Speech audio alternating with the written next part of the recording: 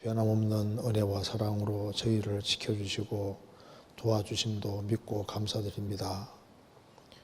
이 시간 또 주님 앞에 말씀 앞에 같이 나와 있습니다. 하나님 말씀으로 교훈받게 해주시고 또 이 말씀들이 우리 신앙생활에 도움이 될 수 있도록 역사해 주시고 도와주옵소서. 오늘 모든 시종 주 성령께서 함께 해주시고 우리에게 유익된 시간이 될 수 있도록 도와주옵소서. 우리 구주 예수 그리스도 이름으로 기도하옵나이다. 아멘. 오늘 질문이 좀 여러 개가 나와 있습니다. 그래서 한번 같이 좀 생각을 해보겠습니다. 제가 먼저 첫 번째 질문부터 한번 읽어보겠습니다. 먼저 읽고 한번 이제 자세히 좀 생각해 보겠습니다. 제가 먼저 한번 읽겠습니다. 전심전력 절제 생활을 하고 싶은데 고민이 있습니다. 신명기 8장 18절에 내 하나님 여호와를 기억하라. 그가 내게 재물 얻을 영을 주셨음이니라. 이같이 하심은 내 열주에게 맹세하신 언약을 오늘과 같이 이루려 하심이니라. 고린도전서 4장 7절 누가 너를 구별하였느뇨? 내게 있는 것 중에 받지 아니한 것이 무엇이뇨? 내가 받았은즉 어찌하여 받지 아니한 같이 자랑하느뇨? 빌립보서 2장 13절 너희 안에서 행하시는 이는 하나님이시니 자기의 기쁘신 뜻을 위하여 너희로 소원을 두고 행하게 하시나니 등의 말씀을 근거로 내 삶 전체가 하나님의 은혜라고 생각하고 내 공로는 주장할 것이 없다고 생각했었는데요.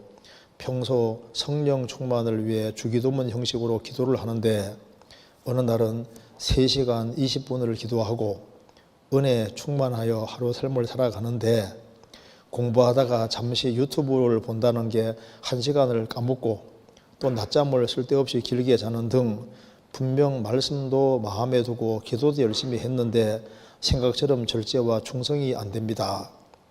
마음속에 하나님께서 다 이끄시고 은혜로 채워주시는 것이다는 생각이 마음을 느슨하게 만들어 그런 건지 싶기도 하고 고민이 큽니다.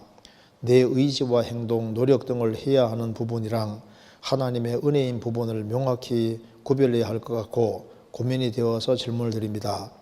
어떤 것이 내가 노력해야 하는 부분이고 하나님 앞에 공로이며 어떤 부분이 하나님 은혜로 기대해야 하는 것일까요? 질문이 굉장히 깁니다. 좀 좋은 질문이죠.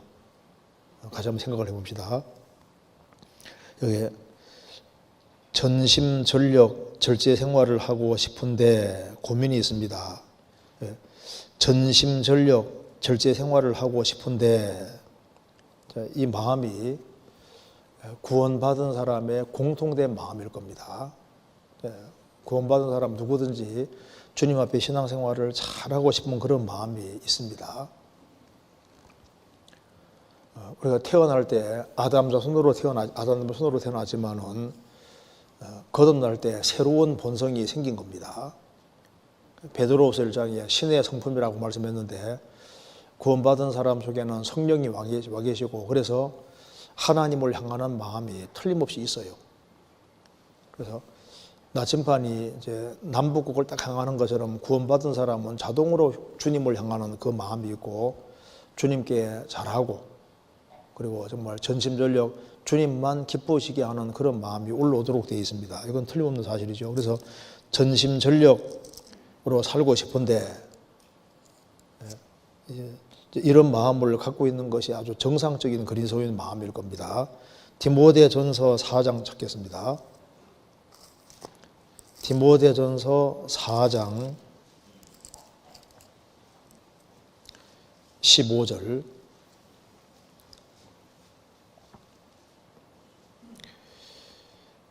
이 모든 일에 전심전력하여 너의 진보를 모든 사람에게 나타나게 하라. 바울 사도가 디모데에게 공고했습니다. 이 모든 일에 전심전력하여 너의 진보를 모든 사람에게 나타나게 하라. 그래서 구원받고 그 신앙이 진보를 해야 됩니다. 그래서 전신전력해서 너의 진보를 나타나게 하라.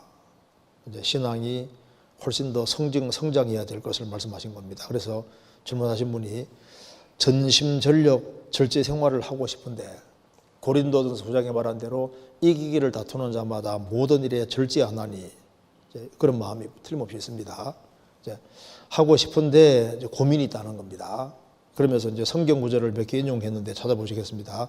신명기 8장 18절. 신명기 8장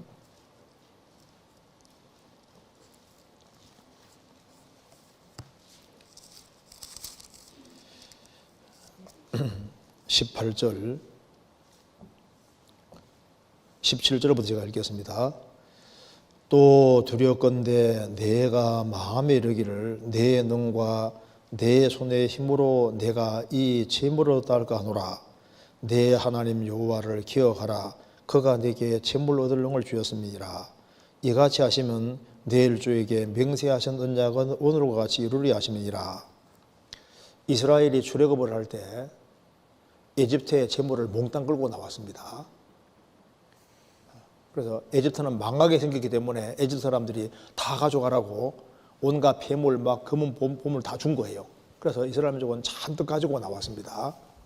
그래서 너희들이 내 손으로 이 재물 얻었다 할고 하노라. 그게 아니라는 겁니다.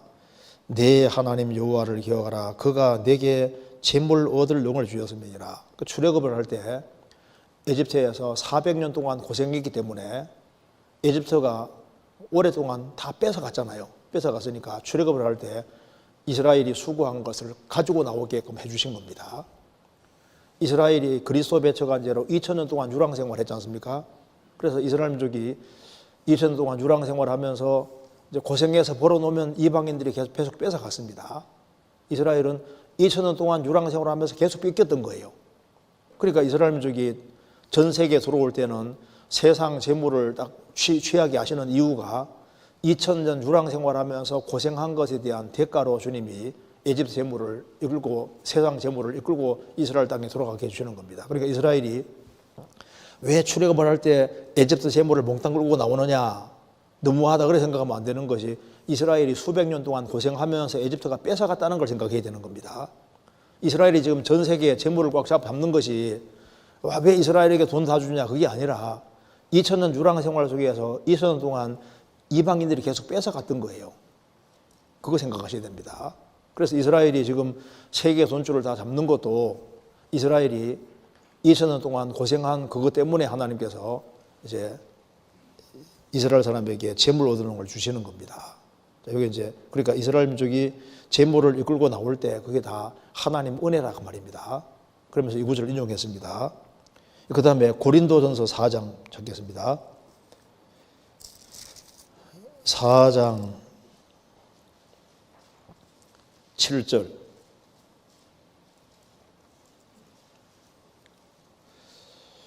누가 너를 구별하였느뇨? 내게 있는 것 중에 받지 아니한 것이 무엇이뇨? 내가 받았은즉 어찌하여 받지 아니한 같이 자랑하느뇨? 이 고린도 교회 성도들은 상당히 교만한 것이 있었고 육신에 속한 사람들이 많았습니다. 문제가 많았습니다. 그래서 모든 축복의 근원이 다 하나님께로 온 것인데 자꾸 자기를 드러내고 이렇게 하고 교회적으로 문제가 되니까 하는 말입니다. 누가 너를 구별하였느뇨? 너에게 있는 것 중에서 하나님께 받지 않은 것이 있느냐? 안 받았으면 얘기해봐라. 다 받지 않았느냐? 하나님 만든 세상에서 하나님에 의해 지음받고, 그리고 고린도 성도들이 사용하는 모든 것도 다 하나님께로부터 온 것이고, 구원도 하나님께로부터 온 것이고, 모든 걸 다 하나님께로부터 받은 거다 그 말입니다. 안 받은 게 있으면 얘기해봐라. 다 받았는데 왜 자랑하느냐? 나 머리 좋다. 그 머리 자기가 만든 게 아니잖아요. 나는 돈 버는 재능이 있다. 하나님이 주신 겁니다. 그러니까 나에게서 주어진 모든 것들은 다 하나님께로부터 왔는데 왜 하나님 무시하고 너희들을 자꾸 너희 자신을 부각시키느냐? 이게 옳지 않다는 겁니다. 그래서 모든 것을 다 하나님께로 받았다. 이제 그걸 생각해서 이 구절을 인용했습니다. 우리는 하나님께로부터 모든 걸 받았기 때문에 우리 자랑할 것은 그리스도와 십자가밖에 없는 겁니다. 그리고 이제 그 다음에 빌립보서 2장입니다. 빌립보서 2장 13절. 너희 안에서 행하시는 이는 하나님이시니 자기의 기쁘신 뜻을 위하여 너희로 소원을 두고 행하게 하시나니. 너희 안에서 행하시는 이는 하나님이시니, 구원받은 사람 속에 하나님이 계시고, 그리고 이제 그 속에서 주님께서 일하십니다. 그러니까 구약시대 때는 이스라엘을 통해서 하나님이 일하셨고, 신약시대는 구원받은 사람 통해서 주님이 역사를 펼쳐가십니다. 그래서 너희 안에서 행하시는 이는 하나님이시니 자기의 기쁘신 뜻을 위하여 너희로 소원을 두고 행하게 하시나니. 그 구원받은 사람 속에 소원도 하나님이 주셨고, 그리고 이제 하나님 기쁘신 뜻을 위해서 하나님께서 구원도 넣어주시고, 그 속에 마음속에 기쁨도 넣어주시고, 그 속에 하나님께서 소원도 넣어주시고, 그리고 이제 그 주님의 복음과 영광을 위해 살게 하시고, 그래서 우리가 이제 영적인 갈망을 갖고 하는 모든 것도 그 소원을 주님이 넣어주신 거다 그 말입니다. 그래서 이것저것 여러 구절을 생각할 때 그래서 이제 이 세 개 구절을 인용하고 이렇게 말했습니다.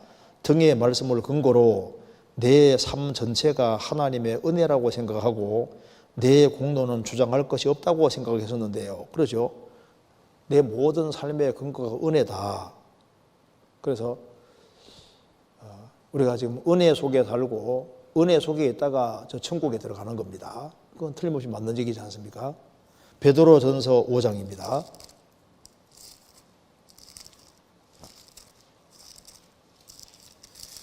베드로전서 5장 10절. 조그만 소리로 한번 같이 읽어보겠습니다.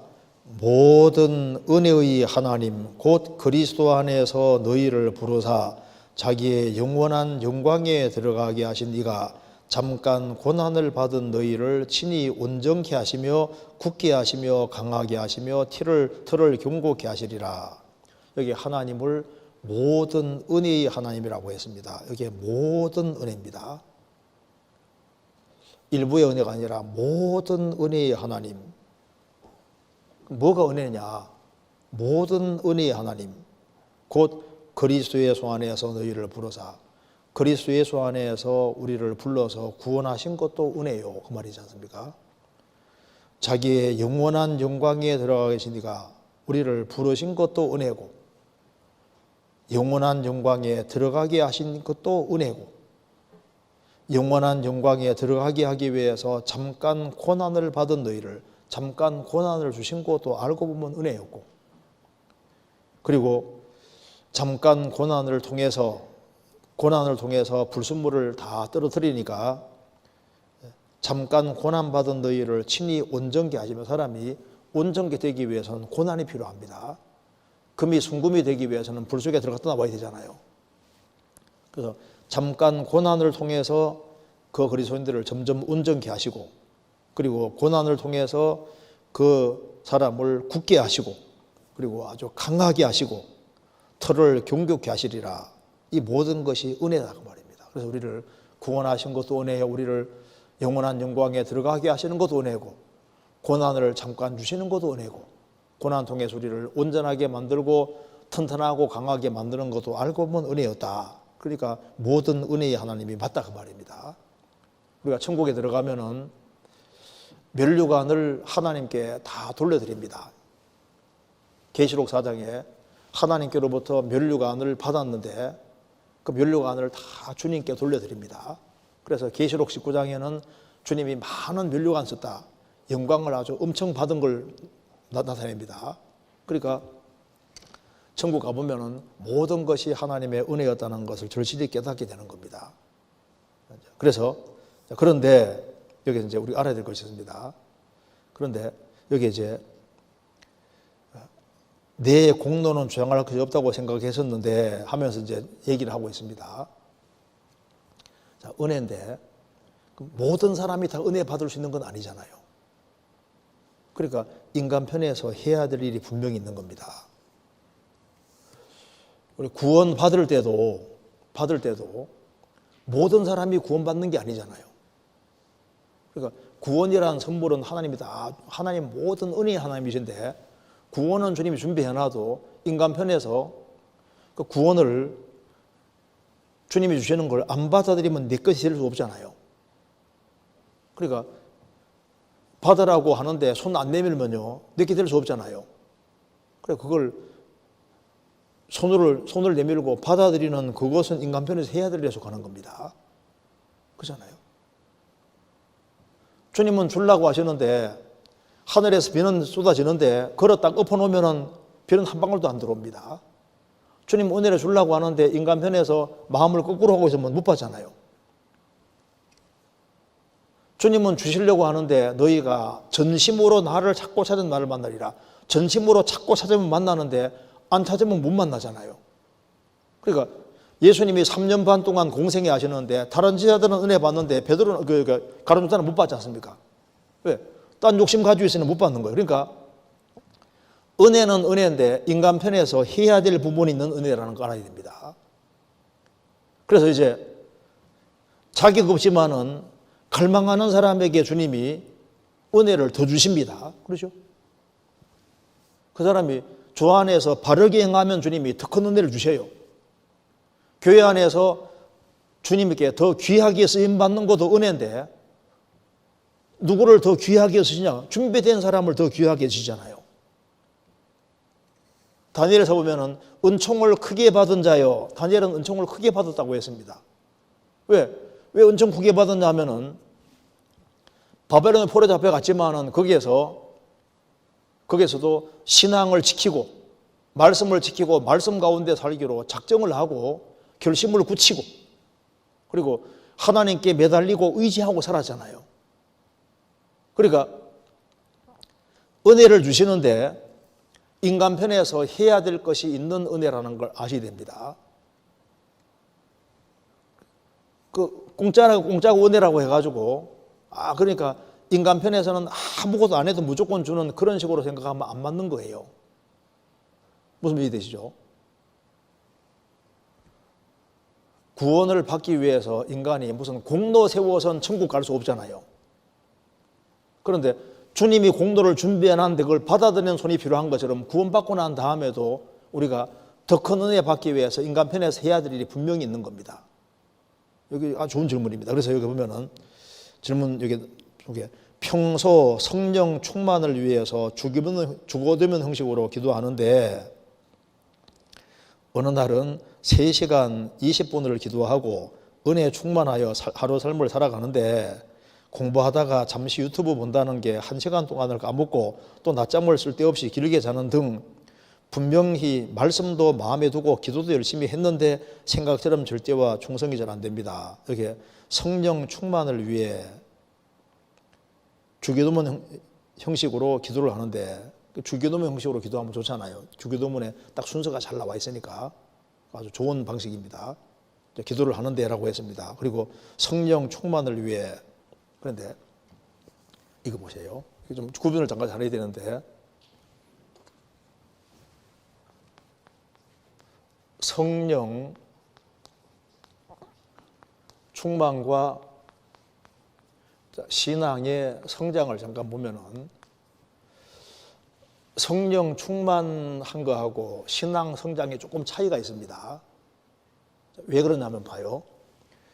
이제 기어다니는 아기가 태어났습니다. 아기가 태어나서 이제 아기가 막 기어다닙니다. 뭐 잘 먹여주면 막 기어다니잖아요. 그럼 막 기어다니고 하는데 충만하잖아요. 그죠? 막 기어다니거든요. 힘차요. 그런데 힘차게 기어다닌다고 해서 어른 된 건 아니잖아요. 그렇죠? 이제 얘가 아기가 자라가지고 이제 중학생이 됐습니다. 혹은 고등학생이 됐습니다. 그래서 이제 충만하게 됐습니다. 그럼 아주 힘차게 활동하고 한다 그 말입니다. 그렇다고 해서 어른 된 건 아니잖아요. 그죠? 그러니까 충만이라는 것은 그때그때 공급을 잘 받으면 충만하게 되는 거예요. 그리고 또 충만하게 되는 사람은 또 잘 자랄 수가 있잖아요. 그런데 갑자기 뭐 신앙이 확 성장하고 올라갔다고 생각하면 아니다 그 말입니다. 어른들은 밥을 잘 안 먹어가지고 비실비실해요. 그렇다고 해서 애가 된 게 아니잖아요. 그렇지 않습니까? 그러니까 내가 충만하다고 해서 신앙이 갑자기 성장한 것처럼 높아진 것처럼 이렇게 생각하는 착각인 거예요. 시간이라는 게 걸립니다. 신앙 성장은 꾸준히 계속되는 과정이고, 그래서 신앙이 성장하는 데는 이제 뭐든지 잘 먹는 사람은 잘 먹으면 잘 자라지 않습니까? 그렇죠? 그렇다고 해서 당장 어른 된 건 아니다 그 말입니다. 그래서 이제 우리가 충만해야만 정상적으로 살 수가 있는 거예요. 정상적으로. 그러니까 이제 술 취하는 거하고 비슷한 겁니다. 술 잘 먹으면 술 취하니까 막 이제 소리도 많아지고 힘 나지 않습니까? 술 먹는 사람들. 술 끼우면 딱 또 돌아간다고. 그처럼. 그러니까 술 충만처럼 성령 충만도 공급 잘 받을 때는 충만해요. 충만하던 사람도 공급이 끊어지면 또 비실해. 또 연결되면 또 충만하게 되고 이런 겁니다. 무슨 말이 되시죠? 그래서 신앙 충만과 성장은 약간 차이가 있는데, 그래도 공급을 잘 받는 사람은 또 잘 자라요. 그래서 쏙쏙 잘 자라야 되는 거라고. 여기에 지금 성령 충만을 위해서 주기도문 형식으로 기도하는데 라고 하면서 예를 하나 들고 있습니다. 어느 날은 3시간 20분을 기도하고 은혜 충만하여 하루 삶을 살아가는데, 그러니까 이제 3시간 20분을 기도하고 하는데, 근데 이게 성경을 읽고 묵상하면서 이러기엔 좀 쉬워도 3시간 20분을 막 계속 기도하는 거, 이게 쉬운 게 아닙니다. 근데 이분은 이제 3시간 20분을 기도하고, 근데 휘트에 들어갔던 사람은 보통 한 9시간씩 막 기도했다고 하잖아요. 근데 이제 3시간 20분을 기도하고 은혜에 충만하여 하루 삶을 살아가는데, 그래서 오랫동안 주님과 함께하는 시간을 가지고 이제 이렇게 그래서 내가 좀 할 만큼 했다 생각을 하는 겁니다. 그렇게 하고 이제 살아가는데, 근데 이제 공부하다가 잠시, 그러니까 이거 보면은 질문한 사람이 대학생 같아요. 공부하다가 대학생 맞는 것 같죠? 이 질문하신 분이 대학생 같아요. 그 어머니가 이 질문하는 거 같지는 않은데 봉사회가 하는 것 같지도 않고 분명히 청년회가 하는 것 같아요. 공부하다가 잠시 이제 유튜브 본다는 게 이제 공부하다가 잠시 머리 식힐 겸 이제 유튜브를 본다는 게 재밌으니까 잠시 유튜브 본다는 게 1시간을 까먹고, 그러니까 1시간을 이제 시간이 너무 지나가 버리니까 시간이 너무 아깝게 생각 들고, 내가 이때 다른 걸 좀 할 수 있었는데 하면서 이제 1시간 막 2시간 쉽게 막 가잖아요. 그러니까 이제 그게 너무 아깝다 그 말입니다. 그러면서 또 낮잠을 잠깐 잔다고 자는데 쓸데없이 길게 자는 등, 젊을 때 이 시절에요. 잠이 잘 와요. 그러니까 잠깐 잔다는 게 보면 또 너무 길게 잤다 그 말입니다. 그래서 피곤해 잠깐 자려고 했는데 할 일들이 있는데 너무 길게 잤다고 생각하면 너무 아깝잖아요, 시간이. 그 이제 아주 그러니까 마음을 잘 표현하고 있습니다. 에베소서 5장 찾겠습니다. 에베소서 5장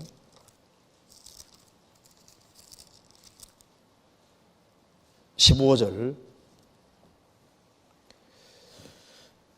그런즉 너희가 어떻게 행할 것을 자세히 주의하여 지혜 없는 자 같이 말고 오직 지혜 있는 자 같이 하여 세월을 아끼라. 때가 가니라. 이런 것을 알고 있으니까 이제 세월을 아끼라. 이번 밑에 헬라말로 기회를 사라. 시간을 건지고 최대한 구원해서 유용한 곳에 사용하라고 주님 말씀하셨는데, 이런 걸 생각하니까 너무 시간이 아깝게 느껴지고 또 주님 앞에 또 죄책감도 느끼고 죄스럽다고 말입니다. 그래서 분명히 질문 내용입니다. 분명히 말씀도 마음에 두고 기도도 열심히 했는데 생각처럼 절제와 충성이 안 된다고 말입니다. 그러니까 분명히 이 기도들이 길게 하고 그리고 이제 충분히 이제 그 말씀도 마음에 두고, 그리고 이제 공부도 열심히 하고, 이렇게 했음에도 불구하고 조금 이제 마음 느슨하게 하니까 그냥 또 이렇게 절제도 충성도 잘 안 되더라고 말입니다. 기도를 열심히 했다고 해서 신앙생활이 금방 성장되고 금방 경건게 되면 얼마나 좋겠습니까? 그러니까 당장 문 딱 걸어 잠그고 하루 종일 기도하고 뭐 했다고 해가지고 당장 이렇게 신앙이 성장하고 그렇게 되는 것이 아니다 그 말입니다.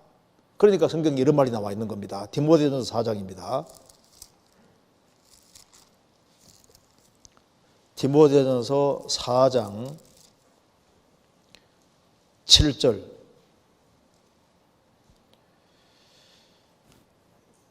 망령되고 허탄한 신화를 버리고 오직 경건에 이르기를 연습하라. 육체의 연습은 약간의 유익이 있으나 경건은 범사에 유익하니 금생과 내생의 약속이 있느니라. 밑보다 이 말이여 모든 사람이 받을만 하도다. 오직 경건에 이르기를 연습하라. 경건이라는 것은 하나님과 바른 관계를 유지하는 것이 경건입니다. 그러니까 경건에 이르기를 연습하라. 육체의 연습도 육체 연습, 그러니까 뭐 운동 경기를 한다든지 뭘 할 때 뭐든지 잘 하려면은 충분한 연습이 필요합니다. 그러니까 뭐 이제 태권도를 배우든지 뭐 이제 어느 사람 뭐 골프를 치든지 뭘 하든 간에 피아노 치든지 뭘 하든 간에 잘 되려면 그거 시간이 걸리고 충분한 연습이 필요한 거예요. 그래서 경건에 이르기를 연습하라. 이게 한 번으로 안 되니까 이게 연습하라고 하신 겁니다. 그렇잖아요. 연습이라는 건 반복적인 겁니다. 육체의 연습은 약간의 유익이 있으나 경건은 범사에 모든 일에 유익하니 금생과 내세의 약속이 있느니라. 영원한 내세뿐 아니라 금세에서도 경건하게 살아가면은 하나님이 금세에서도 하나님이 그 사람을 사용하시고 그 사람 통해 역사 나타내시니까 경건은 모든 일에 유익하니까 경건에 이르기를 연습하라. 밑보다 이 말이여 모든 사람이 받을 만하도다. 경건 연습은 모든 사람에게 정말 받을 만한 말이고 이거는 금생과 내생에 영원한 약속이 있는 거니까 경건에 이르기를 연습하라. 그러니까 이건 신앙생활을 하는 이 모든 것은 끊임없는 연습입니다. 연습에 대해서 익숙하게 될 수 있도록. 그래서 낙법을 이렇게 연습하는 사람은 꾸준히 연습해 놓으면 위기 상황이 좋은 자기도 모르게 딱 낙법을 하지 않습니까? 몸 덜 다치잖아요. 그러니까 이게 꾸준한 연습입니다. 그래서 성경에서 경건에 이르기를 연습하라. 그리고 단번에 안 되니까 자라가란 말이 있는 거예요. 성경 베드로 후서 3장 보시겠습니다. 베드로 후서 3장 18절 387페이지. 오직 우리 주 곧 구주 예수 그리스도의 은혜와 저를 아는 지식에서 자라가라. 영광이 이제와 영원한 날까지 저에게 있을지어다. 오직 우리 주 곧 구주 예수 그리스도의 은혜 안에서 자라가고 저를 아는 지식 안에서 자라가라. 우리가 계속적으로 자라가야 됩니다. 그래서 내가 기도를 세게 했기 때문에 오랜 시간 동안 주님이 이제 같이 있는 것을 했기 때문에 그러니까 이제 그 다음엔 손 놓고 해도 잘 되겠지. 근데 그게 아닙니다. 성경에서 선 넘는 줄 생각하는 어떻게 하라고요? 넘어질까 조심하라. 선 넘는 줄 생각하는 사람은 넘어질까 조심하라. 내가 이제까지 신앙생활 잘했으니까 조금 마음을 놔도 잘 살겠지. 마귀로 틈을 타지 못하게 하라고 말 나와 있지 않습니까? 주기도문에 보면은 우리를 시험에 들게 하지 마옵시고 다만 악에서 구하옵소서. 그것이 날마다 하는 기도 속에 들어가 있는 겁니다. 그렇죠? 날마다. 어제까지는 신앙생활 잘했는데 오늘 등한히 하면요, 거기에 마귀가 틈탈 수도 있는 거라고. 마귀가 틈타지 않도록 조심하라. 내가 신앙생활을 10년 했으니까 이제는 마음 풍부해도 되겠네. 천만의 말씀인 거예요. 다윗이 고난받는 생계에 살 때 죄에서 멀리 했습니다. 이제 왕궁에 있을 때 다른 사람들은 전쟁터에 있는 자기는 집에 있었잖아요. 마음을 약간 풀어놨습니다. 풀어놓으니까 바세바와 동침하는 일이 벌어지고 나중에 바세바 아내를 우리아를 죽이는 일까지 벌어지잖아요. 그 틈이 딱 생기는 겁니다. 그러니까 섰는 줄 생각하는 자는 넘어질까 조심하라. 성경 찾아보시겠습니다. 고린도전서 10장입니다.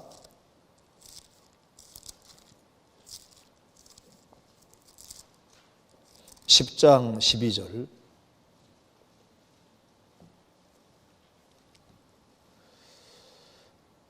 그런즉 선줄로 생각하는 자는 넘어질까 조심하라. 누가복음 4장 보면은 마귀가 예수님을 시험했습니다. 시험을 다한 후에 뭐라고 했습니까? 얼마 동안 떠나니라.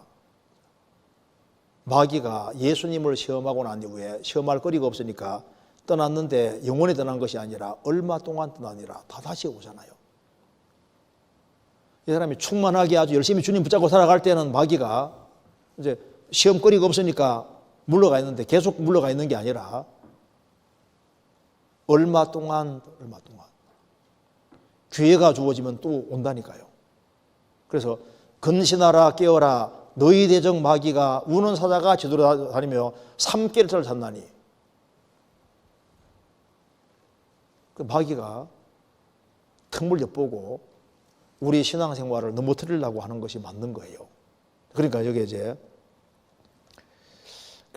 이게 이제 기도도 열심히 하고 말씀도 충분히 받는데 그런데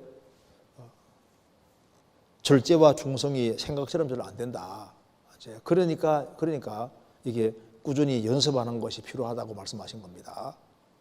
그리고 계속 살아가야 되니까 꾸준한 것이 필요한 것이 맞습니다. 그래서 이제 이분은 지금 주 안에서 온전하게 살고자 하는 그 마음이 아주 굉장히 간절한 분이잖아요. 주님이 얼마나 기뻐하시겠습니까? 그런데 보세요. 어떤 크리스찬들은 이게 절제도 충성도 사람마다 좀 차이 납니다. 어떤 사람은 적당한 선의 신앙생활을 하는데 자기가 잘하고 있다고 생각한다고. 어떤 사람은요, 이렇게 막 주님께 바짝 매달리고 살아가는데도 항상 부족한 걸 느끼거든요. 그러니까 절제도 사람마다 이 깊이가 달라요. 충성도 깊이가 다릅니다. 어떤 사람은 충성하는데 죽도록은 안 하거든. 어떤 사람은 절제하는데 막 철저하게 절제는 안 합니다. 사람마다 차이가 나는 거예요. 레위기 11장에 이 거룩은요, 강제적인 것인데 민수기 6장에 나와 있는 거룩, 나수린의 거룩은 자발적인 겁니다. 그러니까 이제 자유가 있지만은 스스로 자유를 더 절제하는 그런 사람도 있고 또 충성에도 더 충성하는 사람도 있고 차이가 나는 거예요. 그러니까 이분은 열심히 살려고 하는데 그 뭐 잠깐이지 않습니까? 유튜브 때문에 조금 더 시간을 낸 거 이런 것에 대해서도 안타까워 하잖아요. 그러니까 신앙생활을 하되 아주 잘하고 싶은 마음이 큰 사람이라고 그러잖아요. 어떻게든 주님께 잘 보이려는 그런 마음이 굉장히 큰 사람입니다. 얼마나 주님 기뻐하시겠습니까? 그러니까 여기에 로마 16장에도 주 안에서도 수고하는 사람도 있고 주 안에서 많이 수고하는 사람도 있고 많이 수고하면서 더 많이 사랑하는 사람도 있고 아예 목이라도 내놓고 사는 사람도 있고 그러니까 충성을 해도 수고해도 수고하는 강도는 차이가 나는 거예요. 그잖아요. 그래서 여기 스스로 자기를 구별시키지만은 더 구별시키고 그런 사람이 있다니까요. 마음속에 하나님께서 다 이끄시고 은혜로 채워주시는 것이다 그런 생각이 마음을 느슨하게 만들어서 그런지 싶기도 하고 고민이 큽니다.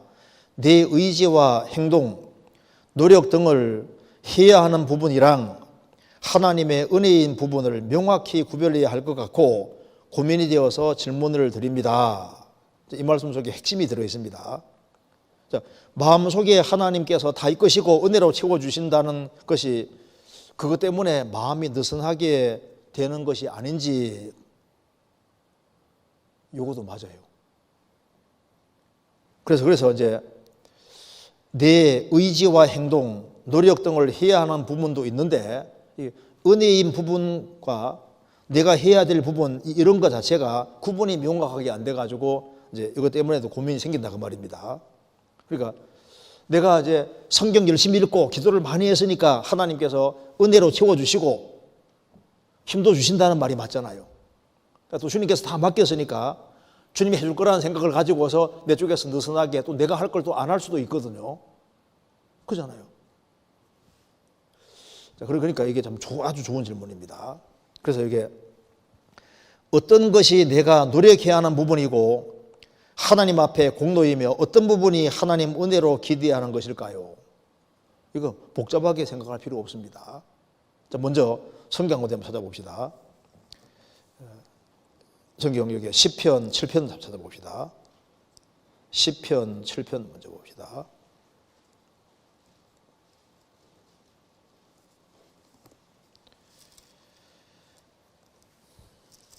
시편 7편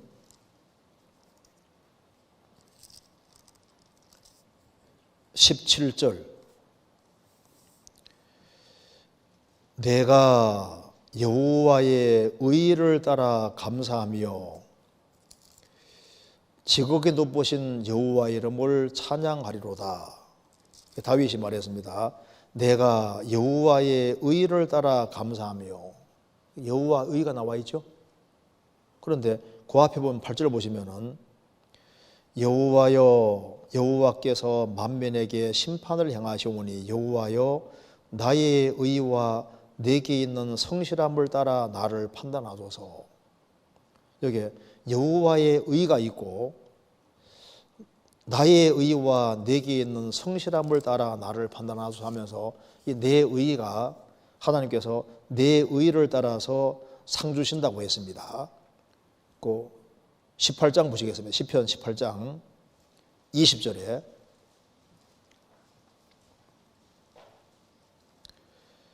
여호와께서 내 의를 따라 상 주시며 내 손에 깨끗함을 조차 갚아줬으니. 여호와께서 내 의를 따라 상 주시며 내 손에 깨끗함을 조차 갚아줬으니. 그러니까 이렇게 되는 겁니다. 이렇게 봐봐요. 여기 여호와의 의, 그러니까 하나님의 의입니다. 하나님의 의와 자기 의가 있을 때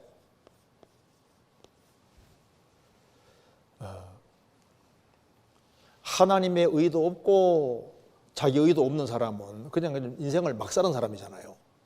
그런데 로마서 10장에 보면은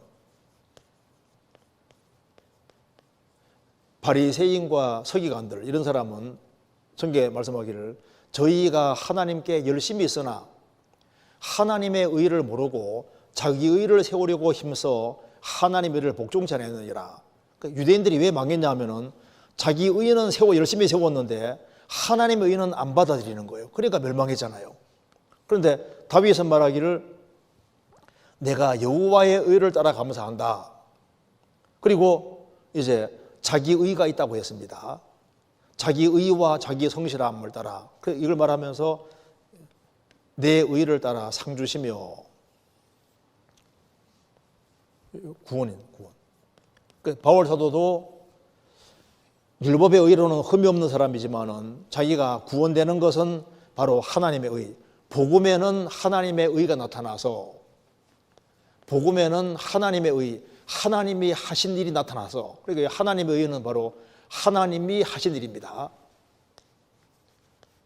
하나님이 하신 일, 해주신 일, 이게 복음입니다. 그러니까 하나님 편에서 완벽하게 해주신 것이 하나님의 의인데, 복음에는 하나님의 의가 나타나서 믿음으로 믿음을 이루게 하나니.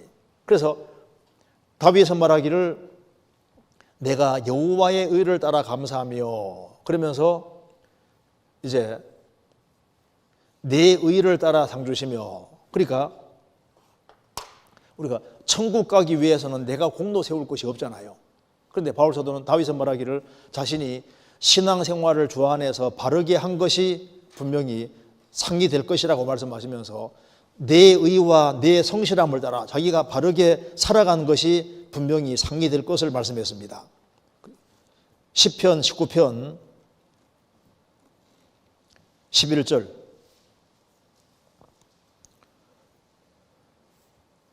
또 주의 종이 이로 경계를 받고 이를 지킴으로 상이 크니이다.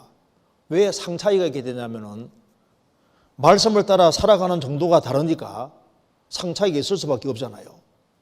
그래서 이제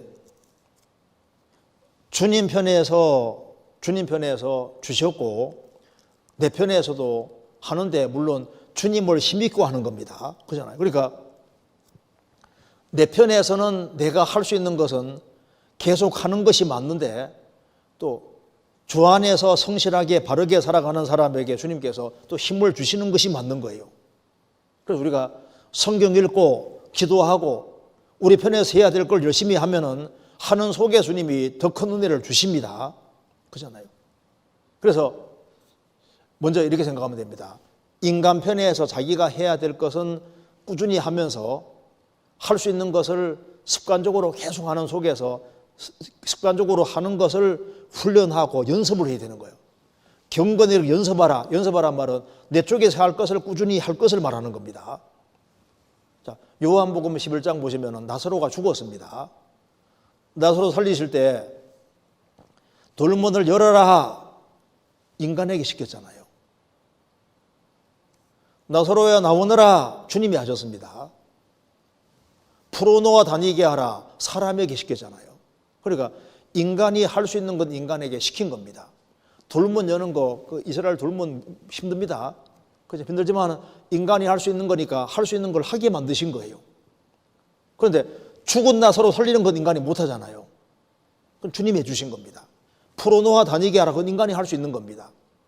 그래서 인간이 할 수 있는 것은 적극적으로 하는 것이 그게 당연한 거예요. 그래서 내 편에서 할 수 있는 것은 충실하게 하고 충실하게 하는 그 사람에게 주님께서 은혜도 주시고 힘도 더 주시고, 왜 하나님은 항상 은혜 주려고 기다리고 있는 거예요. 그런데 은혜를 받은 사람이 자기 편에서 하나님 말씀 따라 살아가면 주님이 은혜를 더욱 내려주신다고요. 성경에서 봅시다. 신명기 33장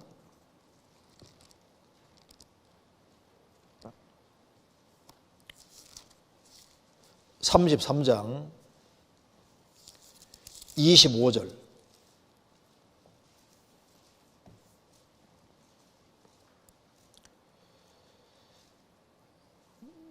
내 문 빗장은 철과 노시 될 것이니 내 산은 나를 따라서 능력이 있으리로다.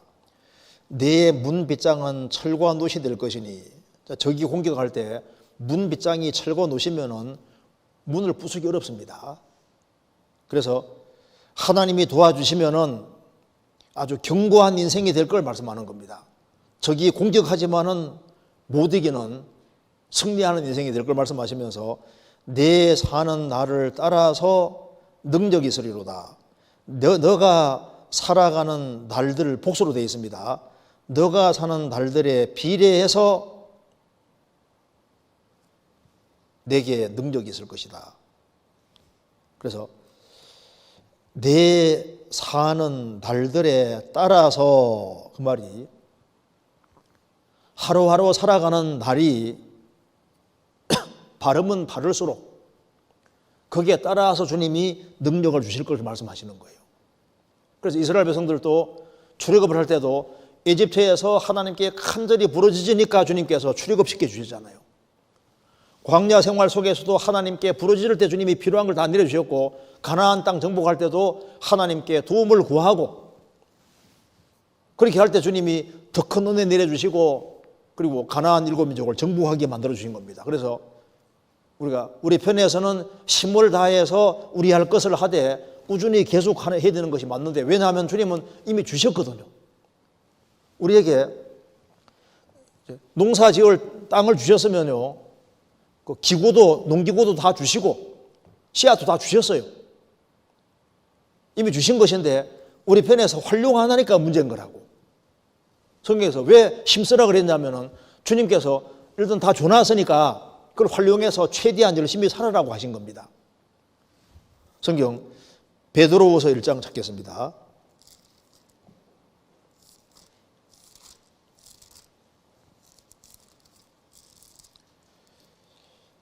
1장 3절. 그의 신기한 능력으로 생명과 경건에 속한 모든 것을 우리에게 주셨으니. 4절. 이로써 그 보배롭고 지극히 큰 약속을 우리에게 주사. 여기 보시면은 그의 신기한 능력으로 우리에게 하나님이 뭘 주셨냐면은, 하나님이 먼저 주셨어요. 뭘 주셨냐면은 우리에게 생명도 주시고 구원도 주시고, 그리고 경건에 속한 모든 것을 주셨다. 경건에 속한 모든 것. 그러니까 우리 신앙생활에 필요한 모든 것도 주님께서 이미 다 주셨고, 그 다음에 신앙생활을 주 안에 바르게 살려고 하는 사람은 신앙생활을 잘할 수 있도록 하나님께서 신구약에 아주 어마어마한 약속을 주셨습니다. 그 보배롭고 지극히 큰 약속을 우리에게 주사. 엄청난 주님이 약속을 주셨습니다.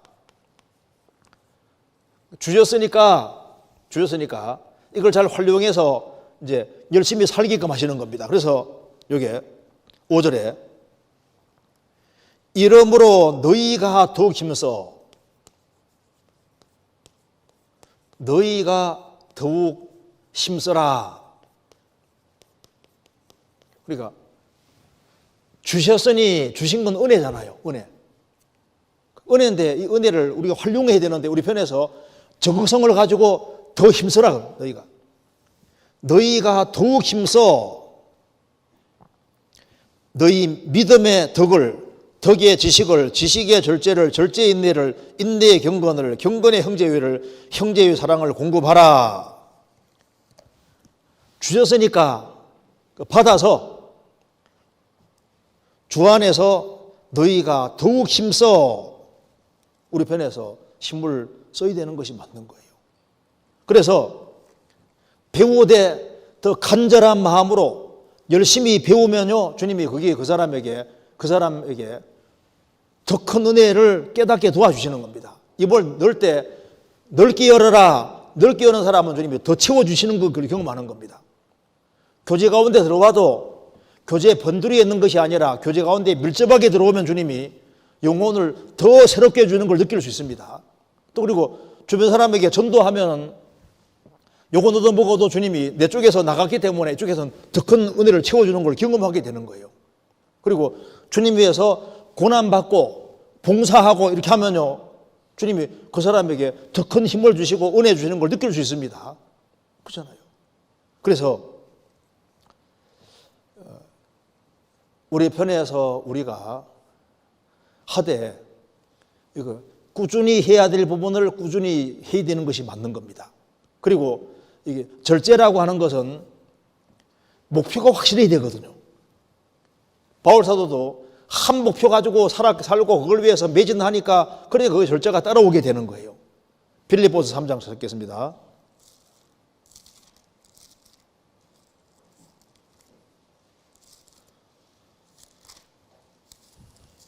빌립보서 3장 13절에 3장 13절 형제들아 나는 아직 내가 자본줄 여기지 아니하고 오직 한 가지 일 즉 뒤에 있는 것은 잊어버리고 앞에 있는 걸 잡으려고 표대를 향하여 그리스도 예수 안에서 하나님이 위에서 부르신 부름의 상을 위하여 쫓아가노라. 바울 사도는 목표가 확실했고 한 가지 목표가 딱 있는 겁니다. 그걸 위해서 아주 열심히 달려가는, 꾸준히. 그래서 절제가 제일 큰 사람이 누구냐 하면은 원한이 있는 사람이 절제가 제일 크게 되는 거예요. 원한이. 만일 이제 집안 식구들이 구원을 받지 못했다. 구원 확실히 받은 사람은 자기가 곁길로 가고 싶어도 못 갑니다. 왜? 혹시 집안 식구가 이뤄질까 봐. 그래, 집안 식구가 구원받을 때까지는 노심초사하면서 하고 싶은 거 하지 않고 절제를 하는데, 집안 식구 이제 구원 다 받으면 이제 마음이 탁 놓여가지고 이제 풀려가지고 그다음부터는요 절제가 흐트러지는 사람도 있거든요. 그러니까 뭔가 목표가 확실하면은 절제가 따라오게 돼 있고, 그 다음에 뭔가 그 사무치는 원한 같은 것이 있으면은 그러면은 절제는 더 크게 따라오게 되는 겁니다. 그런데 여기 이제 질문하신 분이 공부도 열심히 하면서 유튜브도 잠깐 보는데 그럼 그런 거 보는 것이 문제가 되냐 그 말입니다. 그런데 성경이 뭐라 했냐면은 일만 하라고 하지 않았습니다. 잠깐 쉬어란 말도 있거든요. 그래서 누구 유튜브 좀 본다고 해가지고 니 구원 받은 그리스도인이 어떻게 유튜브 볼 수 있냐 이런 식으로 정지하지 마세요. 하나님께 맡겨요. 성경 한번 찾아봅시다. 여기 마가복음 6장 보시겠습니다. 마가복음 6장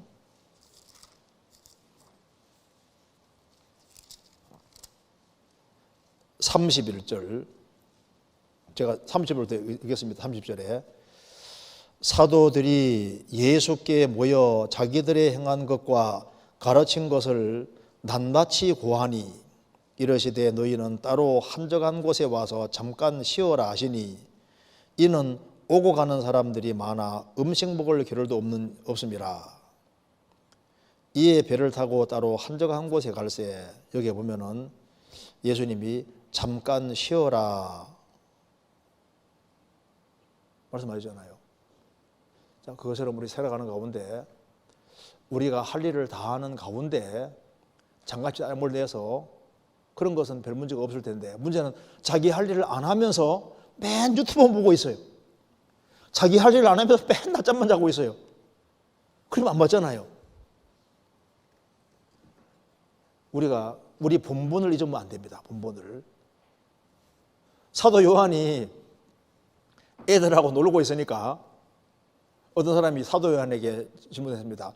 예수님의 사도인 당신이 어떻게 한가하게 애들하고 놀고 있느냐. 근데 사도 요한이 이런 시간도 좀 필요하다 그랬습니다. 사도니까 맨 전도만 하고 있어야 되냐 그 말입니다. 기계가 아니잖아요. 기계가.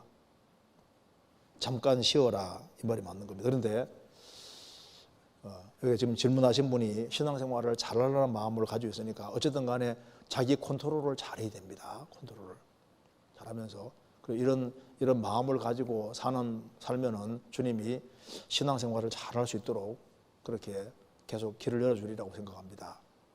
그래서 신앙생활은 꾸준한 반복입니다. 그래서 한번 뭔가 막 성경을 막 한번 실컷 읽었다고 해가지고 또 기도를 막 세게 오랫동안 했다고 해가지고 그렇게 해서 당장 신앙이 성장하는 게 아니라 분명히 꾸준한 것이지 않으면 안 되는 겁니다. 그렇게 이해하면 되겠습니다. 그 다음 질문 보겠습니다. 또 제가 읽겠습니다. 안녕하세요. 마태복음 7장 9절 10절을 읽고 궁금한 게 생겨서 질문을 드리게 되었습니다. 예수님께서 베드로와 야고보와 요한 앞에서 변형되시고 모세와 엘리야와 이야기하시는 장면을 보며 세 명의 제자가 모세와 엘리야를 만났던 적도 없고 당시 사진이 남아있지도 않았을 텐데 어떻게 둘이 모세와 엘리야인지 알아봤는지 궁금합니다. 또한 산을 내려오며 예수님께서 이 일을 부활 전에는 이르지 말라 하시자 제자들이 어찌하여 서기관들이 엘리야가 먼저 와야 하리라 하나이까라고 물은 것을 보면서 다른 질문들도 많았을 텐데 어째서 입을 모아 이 질문을 가장 먼저 했는지 이해가 가지 않습니다.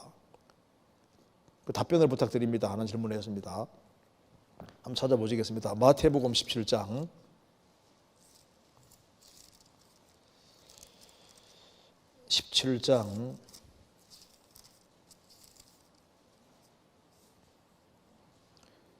9절입니다.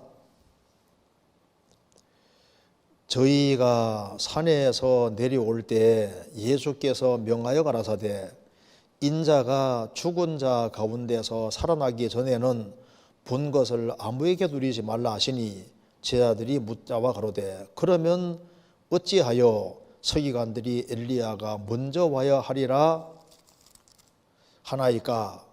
예수께서 대답하여 가라사대 엘리야가 과연 먼저 와서 모든 일을 회복하리라. 내가 너희에게 말하노니 엘리야가 이미 왔으되 사람들이 알지 못하고 임의로 대화해도다.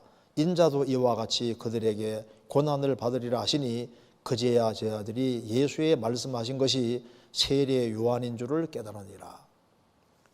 예수님이 마태복음 16장 끝에서 말씀하시기를 여기에 섰는 자들 중에 예수님이 왕권을 가지고 오는 자들이 오는 걸 볼 자도 있으리라.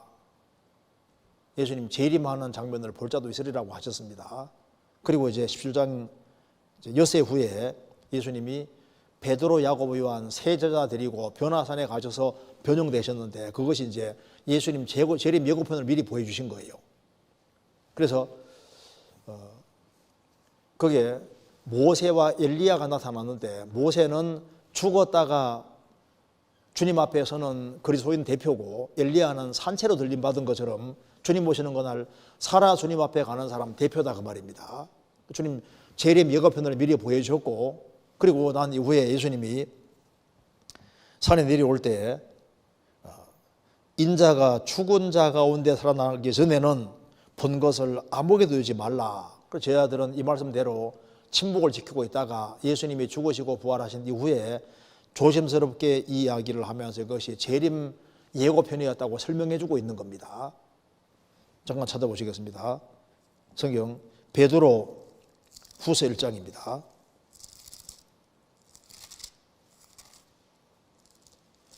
베드로후서 1장 16절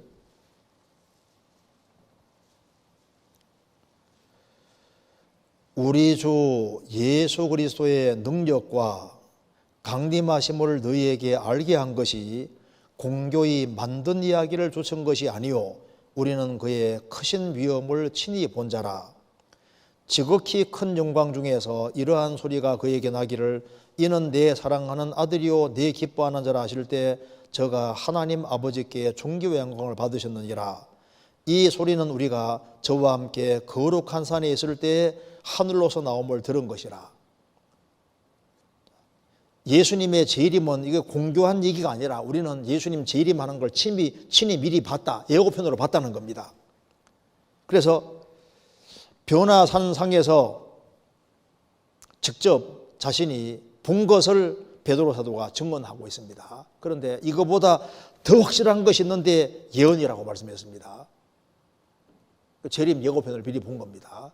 자, 그런데 이게 질문 내용입니다. 다시 마태복음 17장 다시 보시겠습니다. 자, 변화산 이제 사건이 있고 난 이후에 예수님이 내가 곧 죽을 텐데 죽은 자 가운데 살아나기 전에는 본 것을 아무에게도 누리지 말라 하니까 제자들이 궁금한 걸 물었습니다. 제자가 아니라 제자들이라고 했죠. 그러면 어찌하여 서기관들이 엘리야가 먼저 와야 하리라 하나이까? 그래서 제자들이 이렇게 물은 것을 보면서 다른 질문들도 많았을 텐데 어째서 입을 모아서 이 질문을 가장 먼저 했는지 이해가 잘 되지 않는다. 이해가 되죠. 왜냐하면 이게 이유가 있습니다. 여기 보세요.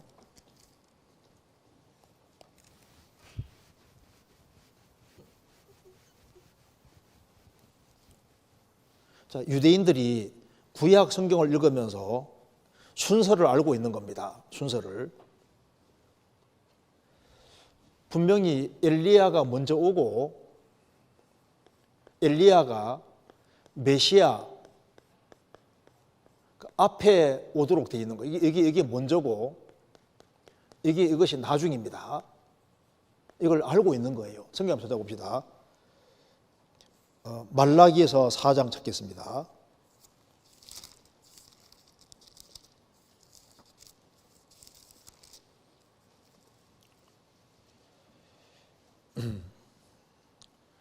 (4장 5절에) 보라, 여호와의 크고 두려운 날이 이르기 전에 내가 선지 엘리야를 너희에게 보내리니 그가 아비의 마음을 자녀에게도 돌이키게 하고 자녀들의 마음을 그들의 아비에게로 돌이키게 하리라. 돌이키지 아니하면 두렵건대 내가 와서 저주로 땅을 칠까 하노라. 그래서 이 말라기서와 말라기 4장과 그리고 이사야 40장에 보면은 외치는 자의 소리로 이제 이 엘리야가 오게 돼 있는 겁니다. 그래서 여호와의 크고 두려운 날이 이르기 전에 내가 선지 엘리야를 너희에게 보내리라. 분명히 구약 성경 속에 엘리야를 성경에서 보내서 아비의 마음을 자녀에게 돌이키게 하고 자녀들의 마음을 그 아비에게로 돌이키게 하리라고 돼 있다 그 말입니다. 그래서 신약 성경에 이걸 받아서 자, 누가복음 보시겠습니다. 누가복음 1장에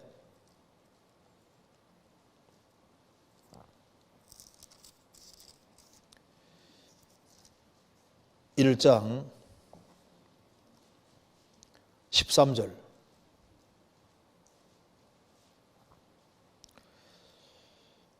천사가 일러 가로되 사가랴여 무서워 말라 너의 간구함이 들린지라 내 아내 엘리사벳이 내게 아들을 낳아 주리니 그 이름을 요한이라 하라. 너도 기뻐하고 즐거워할 것이요 많은 사람도 그의 남을 기뻐하리니 이는 저가 주 앞에서 큰 자가 되며 포도주나 소주를 마시지 아니하며 모태로부터 성령의 충만함을 입어 이스라엘 자손을 주 곧 저희 하나님께로 많이 들어오게 하겠습니다. 저가 또 엘리야의 심령과 능력으로 주 앞에 앞서가서 아비의 마음을 자식에게 거스리는 자를 의인의 슬기에 돌아오게 하고 주를 위하여 세운 백성을 예비하리라. 그래서 이제 메시아가 오기 전에 엘리야가 와서 아비의 마음을 자식에게 거스린 자는 의의 슬기에 돌아오게 하고 주를 위해 세운 백성을 예비하리라. 이런 내용을 이제 구약 성경 읽으면서 이제 알고 있는 거예요. 그래서 서기관들은 메시아가 오기 전에는 엘리야가 오도록 되어 있는데 예수님이 이제 덜컥 자꾸 죽으신다고 얘기하시고 재림 예고편을 보여주시니까 분명히 순서상 엘리야가 먼저 오고 그 다음에 메시아가 오도록 되어 있는데 예수님이 메시아니까 예수님이 이제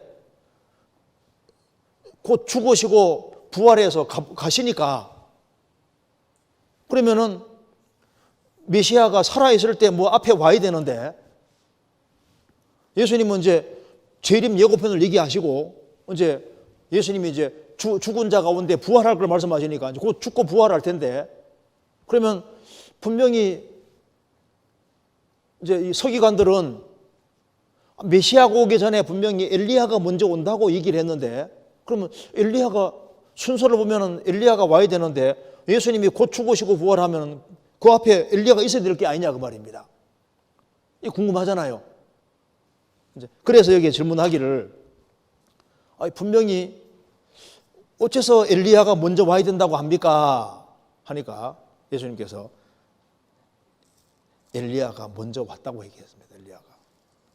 그러니까 불병거 타고 올라간 그 엘리야가 온다는 말이 아니라 엘리야의 심령과 능력을 가진 자가 와서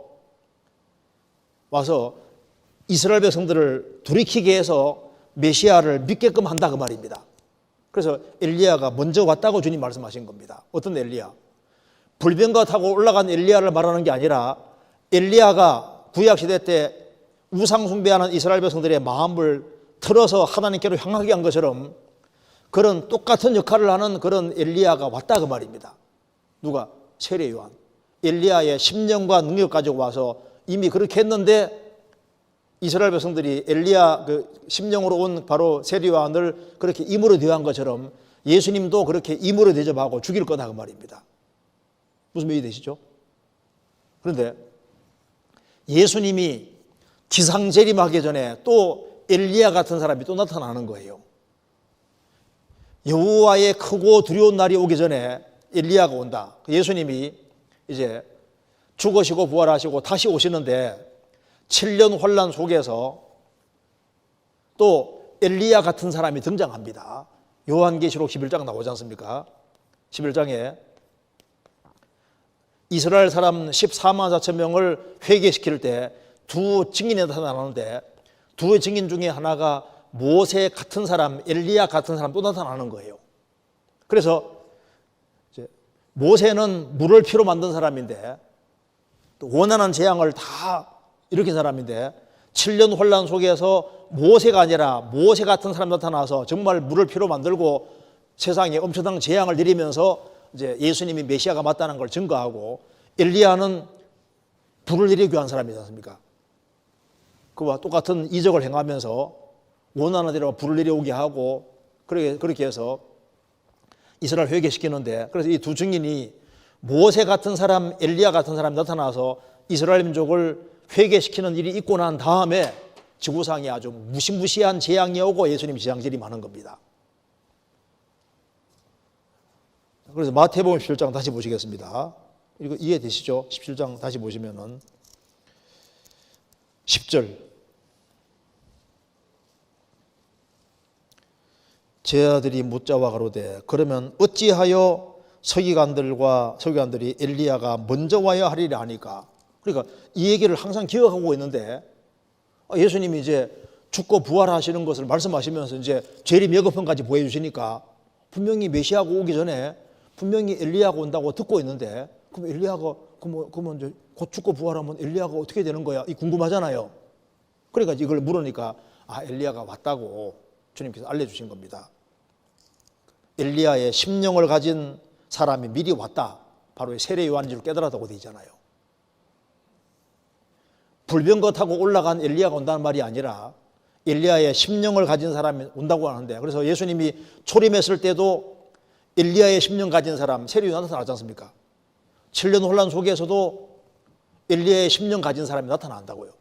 나타나서 이스라엘 민족을 회개시킬 때 사용이 되는 거예요. 그렇게 이해하면 되겠습니다. 그 다음에 질문 간단하게 보겠습니다.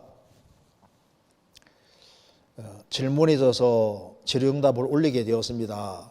새해가 되어 구약을 읽고 있는데 구약시대 그리스도인들은 어떻게 구원을 받았는지 궁금합니다. 집회 때 들은 내용으로는 제사를 드리면 1년치 죄가 사함을 받는다고 알고 있는데, 만약 오래 분량의 제사를 드리기 전에 죽으면 그 죄는 처리하기 전에 죽은 것이라 지옥에 가는 것이지, 그렇다면 어떻게 구약시대에 영원한 속죄를 받았는지 궁금합니다. 예전에 한 목사님 말씀에 구약시대에는 오실 그리스도를 믿고 구원받는다고 들은 적이 있습니다. 그렇다면 메시아가 오셔서 모든 죄를 사해 주실 것이라고 믿으면 구원을 받았던 것인지, 그렇다면 그 사람들은 제사 드릴 필요가 없는 것인지도 궁금합니다. 간단하게 설명드리겠습니다. 여기에 이제 이런 게 궁금할까 봐 신약에 답이 나와 있거든요. 성경 로마서 4장 찾겠습니다.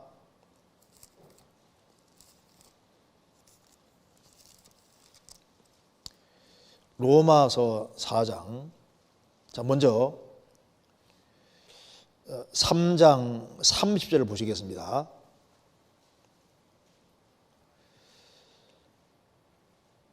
할례자도 유대인입니다. 할례자도 믿음으로 말미암아 또는 무할례자도 믿음으로 말미암아 의롭다 하실 하나님은 한 분이시니라. 어느 시대에나 믿음으로 구원받는다고 하는 겁니다. 그러면서 예를 들고 있습니다. 4장 1절에 그런즉 육신으로 우리 조상된 아브라함이 무엇을 하리요? 만일 아브라함이 행위로서 의롭다함을 얻었으면 자랑할 것이 있으려니와 하나님 앞에서는 없느니라. 성경이 무엇을 말하느뇨? 아브라함이 하나님을 믿음에 이것이 저에게 의로 여기신 바 되었느니라. 일하는 자에게는 그 삭슬을 은혜로 여기지 아니하고 빚으로 여기거니와 이 일을 아니할지라도 경건치 아니한 자를 의롭다 하시는 일을 믿는 자에게는 그의 믿음을 의로 여기시나니, 일한 것이 없이 하나님께 의로 여기심을 받는 사람의 행복에 대하여 다윗이 말한 바 그 불법을 사하심을 받고 그 죄를 가리우심을 받는 자는 복이 있고 주께서 그 죄를 인정치 아니하실 사람은 복이 또당과 같으니라. 이게 무슨 말이냐 하면은 여기 보세요.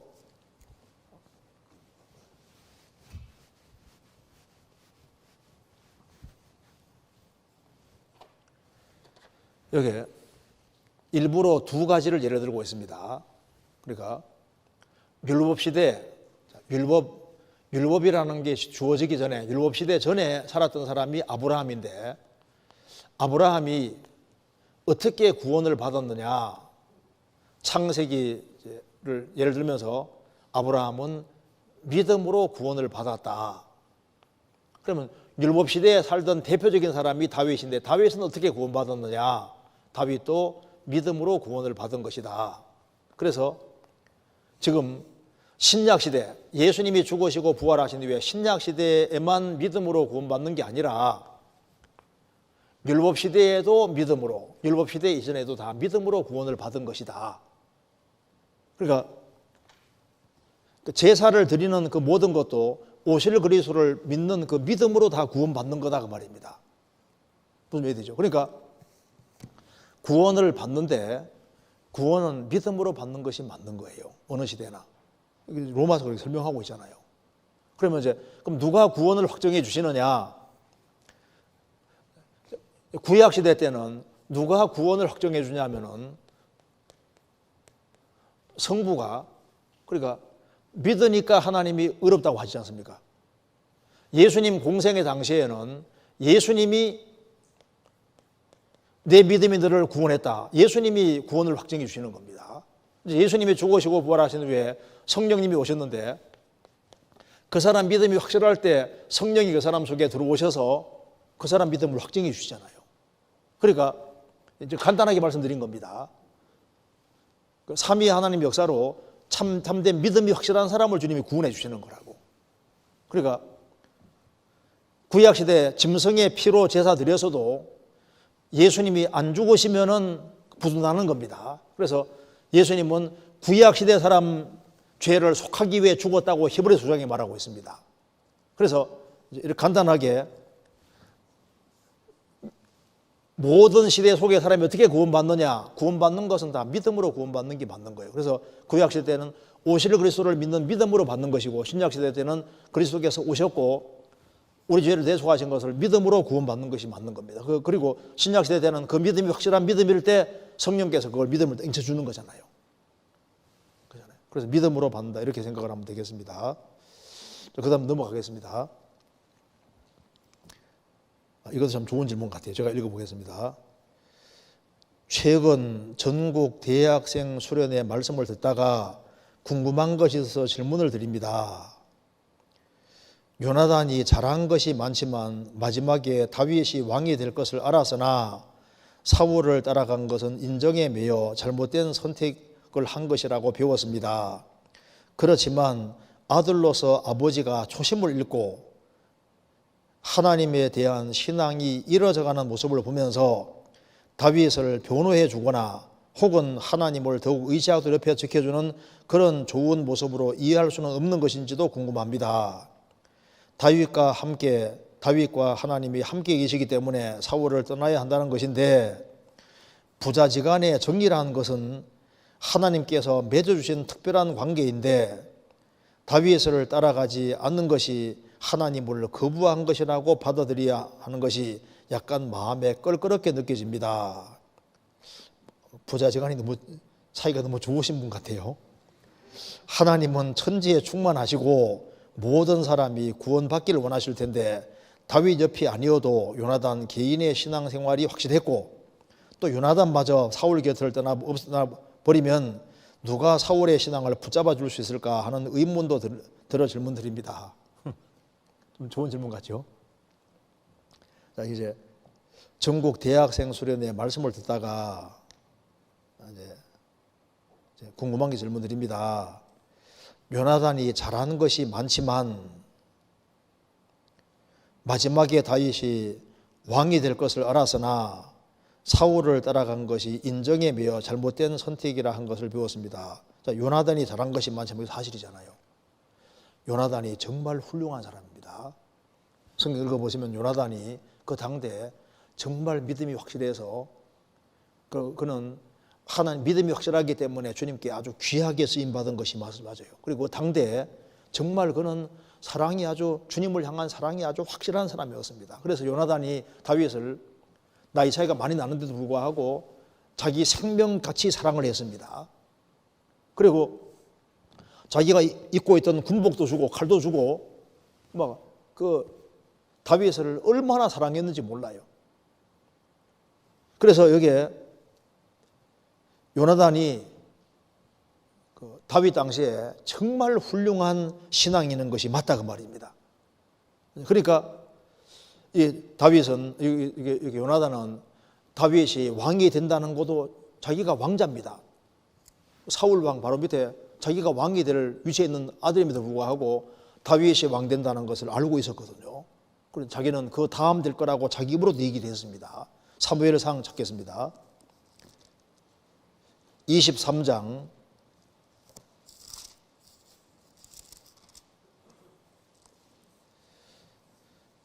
17절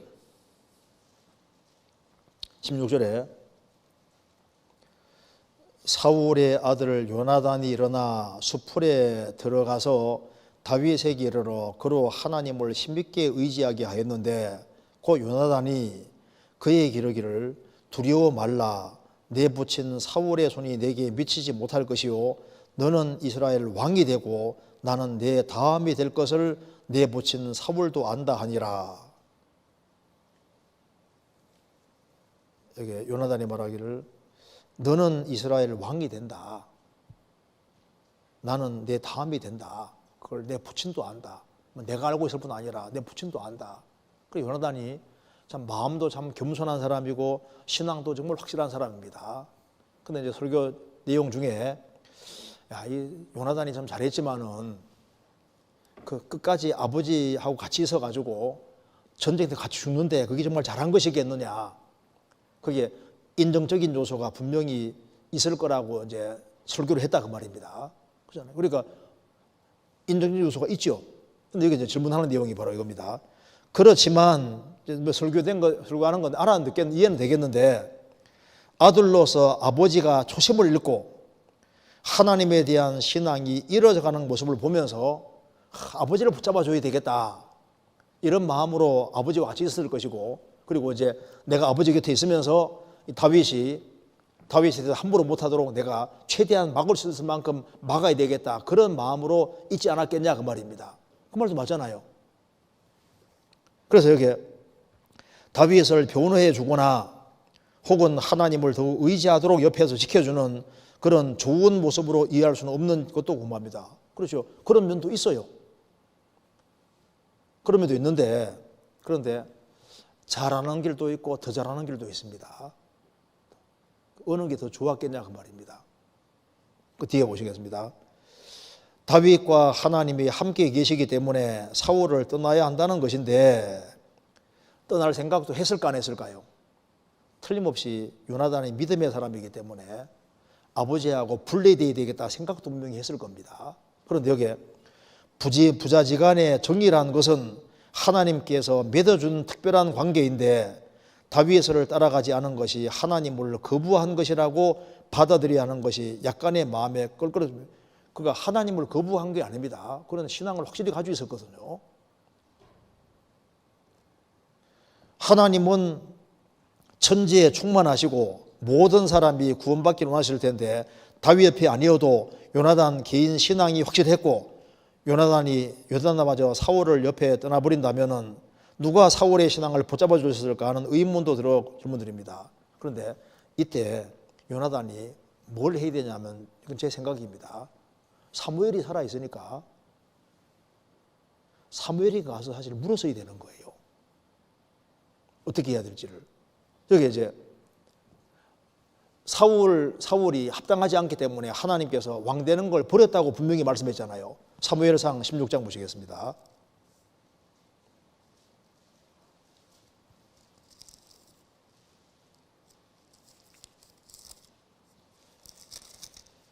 사무엘상 16장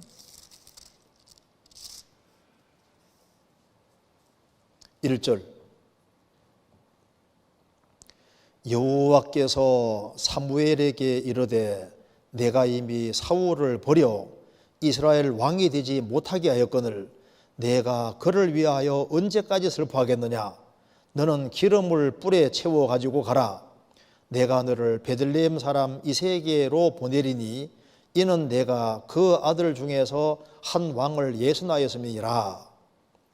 자, 여기 이미 사울을 버려 이스라엘 왕이 되지 못하게 하셨다. 왕으로서는 자격이 없다고 주님 판단하신 겁니다. 이제 그리고 여기 14절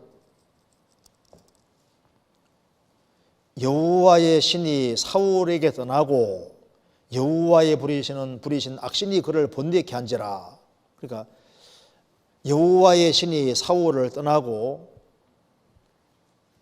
여호와의 부리신 악신이 그를 번뇌케 한지라. 여기 여호와의 신이 사울에게 떠났다고 되어 있죠. 그리고 이제 이 사울이 이제 다윗을 죽이려고 하니까 요나단이 변호했습니다. 변호하니까 요나단까지 죽이려고 했잖아요. 사무엘상 20장입니다. 20장 32절 요나단이 그 부친 사울에게 대답하여 가로되 그가 죽을 일이 무엇이니까 무엇을 행하였나이까. 사울이 요나단에게 단창을 던져 치려 한지라. 요나단이 그 부친이 다윗을 죽이기로 결심한 줄 알고 사울이 요나단 자기 아들에게 단창을 던져 치려 한지라. 그러니까 참은 그냥 아들까지도 죽이겠다고 하는 그런 마음 가지고 던지려고 했잖아요. 그러니까 이제 이 사울이 신앙이 상당히 문제가 있는 겁니다. 그래서 아들은 뭘 느끼고 있냐면은 우리 아버지가 좀 문제가 많다. 신앙적으로 문제가 많다. 이걸 느끼고 있는 겁니다. 그래서 여기 사무엘상 20장 13절 보시겠습니다.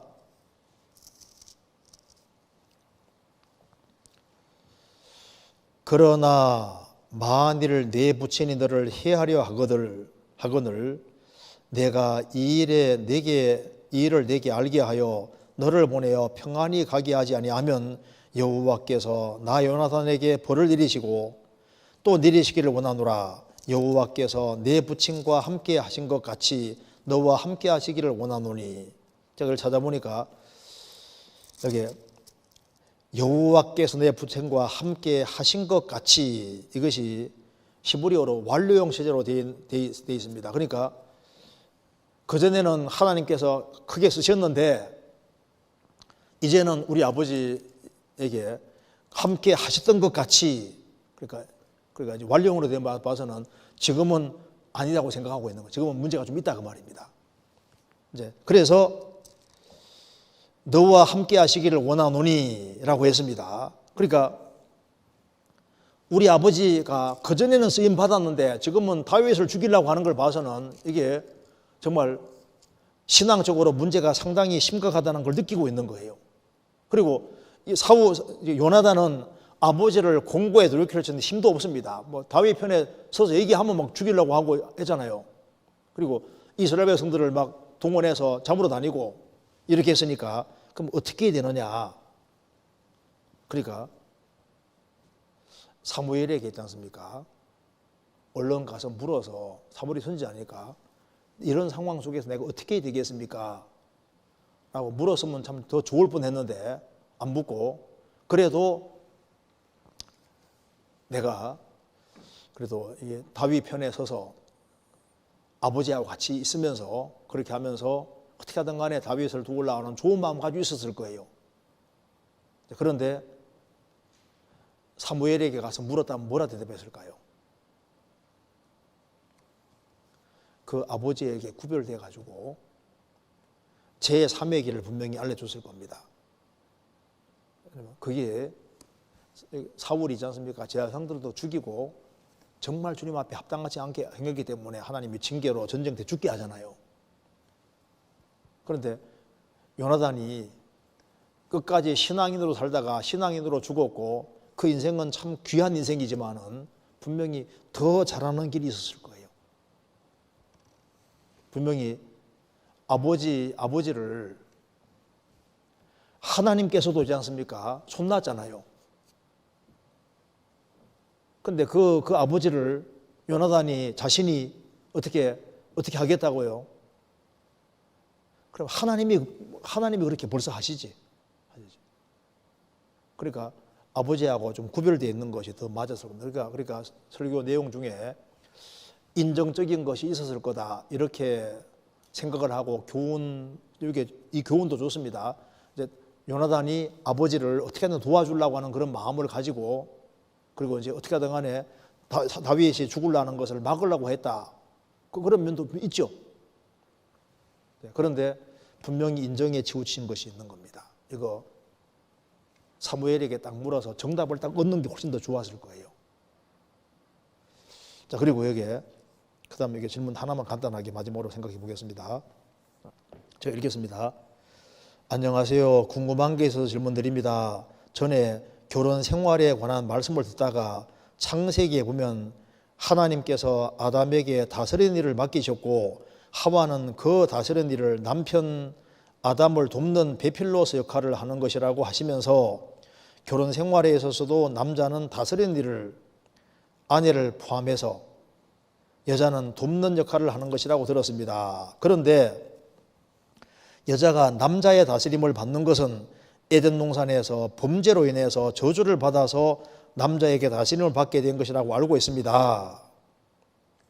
또 여자에게 이르시되 내가 네게 잉태하는 고통을 크게 더하리니 내가 수고하고 자식을 낳을 것이며 너는 남편을 사모하고 남편을 다스릴 것이니라 하시고, 그래서 범죄 전부터 남편이 아내를 하와를 다스리는 것이 맞는 것인지 아니면 범죄한 이후 저주로 다스리는 것이 시작된 것인지 궁금합니다. 그리고 신약 시대의 아내는 다스림이 아니고 사랑해야 하는 대상으로 알고 있는데 구원받기 전 저주 안에 거할 때 구원받기 전 아내가 남편의 다스림을 받았던 것이고 구원받은 이후에는 저주에 벗어난 상태니까 구원받은 자들에게는 상관없는 것이 아닌지 궁금합니다. 그러니까 이제 범죄해가지고 하와의 남편을 섬기고 이제 그렇게 하라고 했으니까 구원받았으니까 우리는 해방됐으니까 남편이 사랑만 해주면 되는 것이지 다스리는 거 필요 없지 않느냐.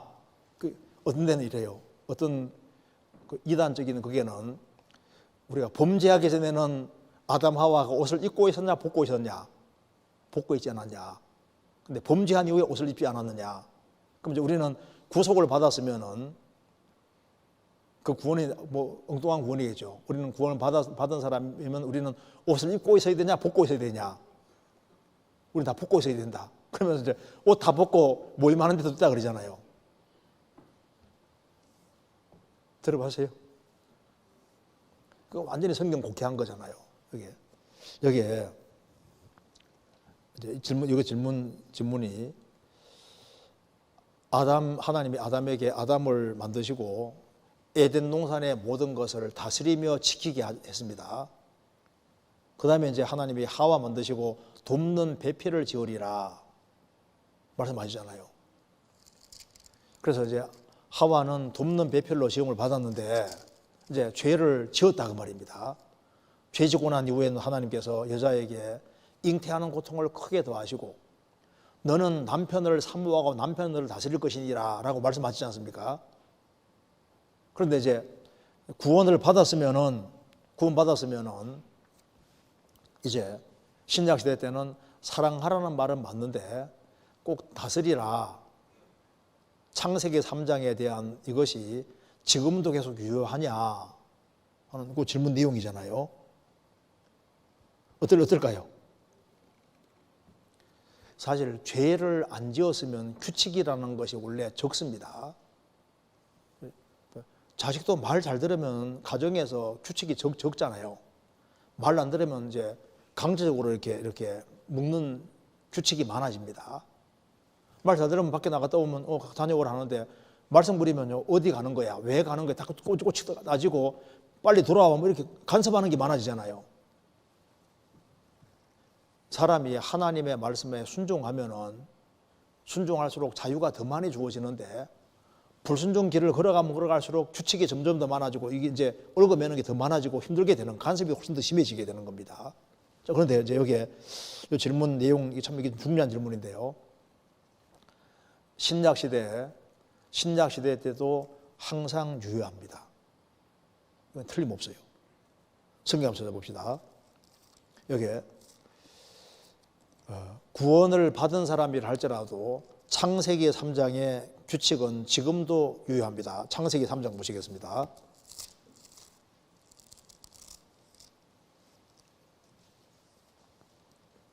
16절.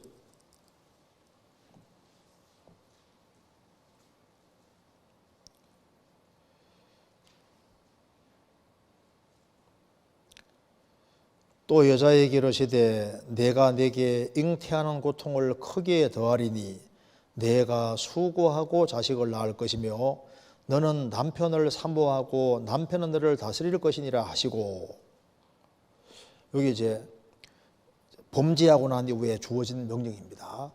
그런데 이제 신약 시대에 구원받은 사람에게 이 말씀 받아서 한 걸 보시겠습니다. 디모데후서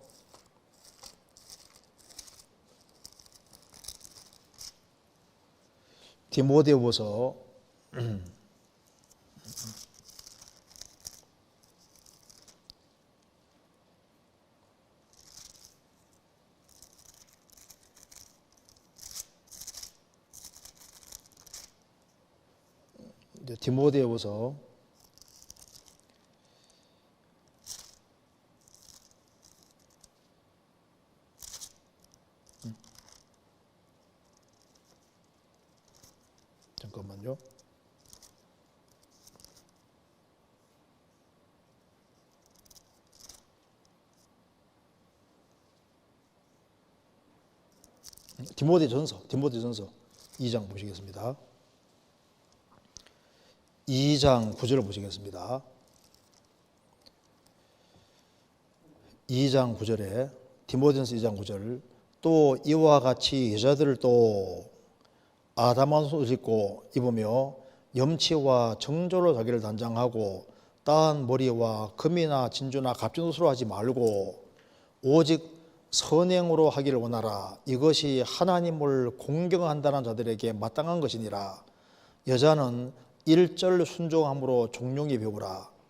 여자의 가르치는 것과 남자를 주관하는 것을 허락지 아니하노니 오직 종용할지니라. 이는 아담이 먼저 지음을 받고 여호와가 그 후며 아담이 꾀임을 보지 아니하고 여자가 꾀임을 보아 죄에 빠졌습니다.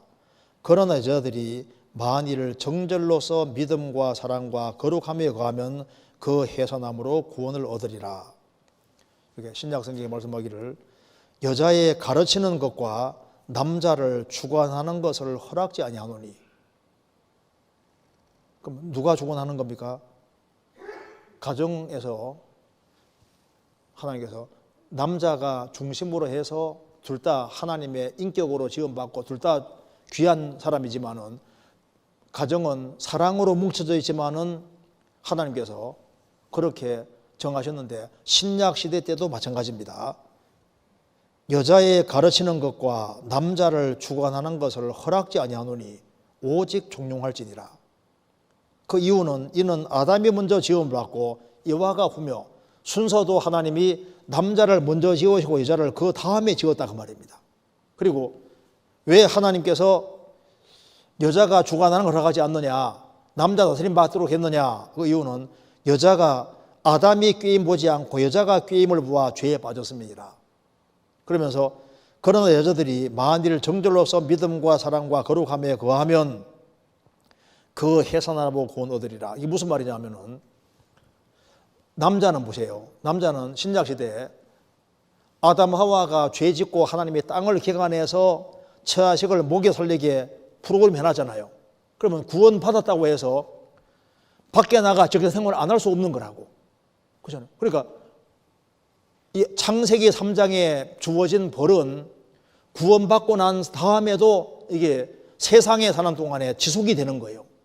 남자는 밖에 나가서 땀을 흘리고 수고하는 것을 구원받고 난 다음에도 해야 되는 겁니다. 처자식을 먹여 살리기 위해서 일을 해야 되는 거고, 그 자기 다 끝나면 거기에서 해방이 되는 거예요.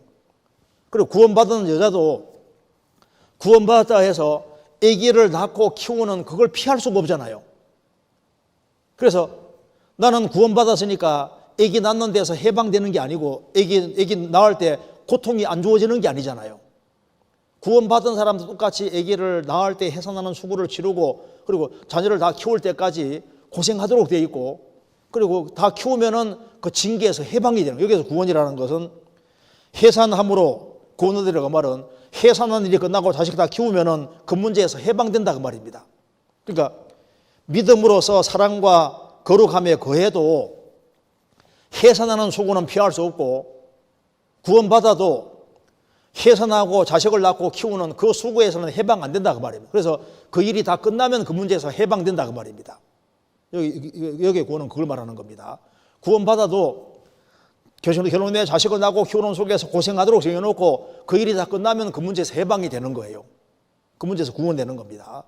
그러니까 구원을 받은 남자도 밖에 나가서 일하고 하는 그 수고를 피할 수 없는 것처럼 여자도 자식 낳고 키우는 수고를 피할 수 없다 그 말입니다. 그리고 구원받아도 여기 남자를 주관하는 거 이것은 허락이 안 된다 그 말입니다. 그래서 베드로 전서 3장 보시겠습니다. 한 군데 마지막으로 봅시다. 베드로 전서 3장